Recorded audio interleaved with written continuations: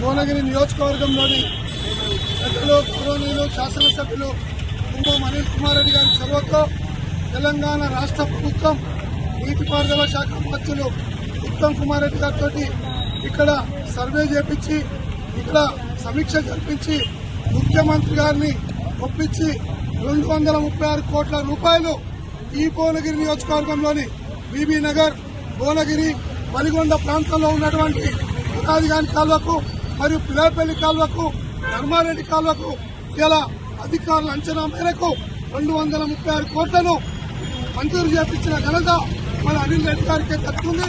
కాబట్టి ఆ కార్యక్రమంలో భాగంగా భువనగిరి పట్టణ కాంగ్రెస్ అధ్యక్షులు పూల వెంకటేష్ గారి నేతృత్వంలో ఈ రోజు ముఖ్యమంత్రి గారికి, మంత్రి గారికి, భువనగిరి శాసనసభ్యులు అనిల్ రెడ్డి గారికి క్షీరాభిషేకం, పాలాభిషేకం నిర్వహిస్తా ఉన్నాం. రైతన్నలంతా కూడా ఆనందోత్సవాలతోటి కాలువలన్నీ కూడా ఇవాళ పేరుకపై 10 ఏళ్ల టీఆర్ఎస్ పాలనలో ఆనాడు రాజశేఖర రెడ్డి గారు మంజూరు చేస్తే ఇవాళ మళ్ళా కాంగ్రెస్ ప్రభుత్వమే ఆ పునాది గారి కాళ్లకు పనులు మొదలవుతా ఉన్నాయి. రైతాంగం అంతా కూడా అభినందిస్తా ఉన్నారు. ఖచ్చితంగా అనిల్ రెడ్డి గారు ఈ రకంగానే మీరు నిధులు ఏంటి మేమంతా అండగా ఉంటాం. రైతులందరూ కూడా హర్షం వ్యక్తం చేస్తా ఉన్నారు.